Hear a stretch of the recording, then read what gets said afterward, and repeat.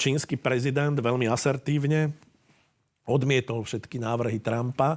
V podstate, nechcem povedať, že ho poníži, lebo to nie, lebo Donald Trump videl tú veľkolepú pohostinnosť Číny, kde som sa musel aj usmievať nad tými skákajúcimi deťmi, lebo aj ja som to zažil, ale vedel som, že je to aranžované a rozmýšľal som, či si Trump pritom nemyslel, že ho majú tak strašne radi, lebo bol tým úplne nadšený, ako tie detičky mu tam mávali. Myslím, no ale inak... Také pekné rúže nevidela, lebo bolo to... Asi, ale politicky, ekonomicky nezískal takmer nič. A naopak, čo vyplýva z tejto schôdzky, ktorá je dnes už naozaj určujúca a je dôležitejšia ako prípadné oveľa dôležitejšia ako americko-ruské samity, ukázala, že na mocenskom vrchole, na vrchole mocenskej pyramídy dnes stojí naozaj Čína.